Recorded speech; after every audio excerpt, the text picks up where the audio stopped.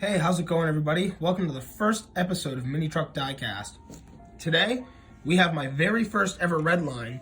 It's this green Hot Heap Redline. It was actually one of the Sweet 16. And one of the things wrong with it is I bought it just like this. I have a lot of beat up old Redlines, and I just kind of want to bring them back to life a little bit without touching the paint or anything. We're going to take this bucket out, and as you'll see here, I don't have a windshield. This car just does not have a windshield. So we ordered one. It's a Redline reproduction windshield. We're gonna open this thing up and slap it in the car. So we're gonna take it right here and cut it. Definitely not the best scissors. Cool, now that the trash is out of the way, basically how this windshield sits in here is we're gonna sit it down right inside of the bucket, and then we'll place our seat back in. But before we do that, we're gonna take the seat, and since it's plastic, we're gonna wipe it down. We're gonna go wash it out with some water and maybe a Q-tip and see if we can get some of that dirt out of there.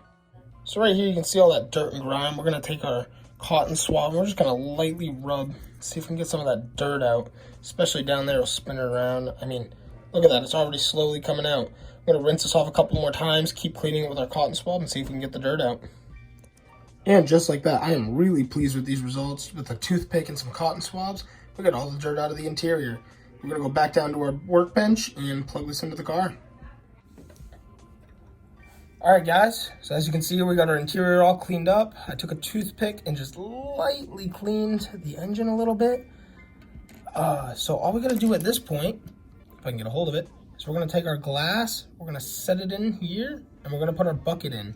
I just gotta tilt this just right, and you'll see there's a little like P-tone that sticks out, and we got our little clip underneath the seat. So once this is in, it's in there.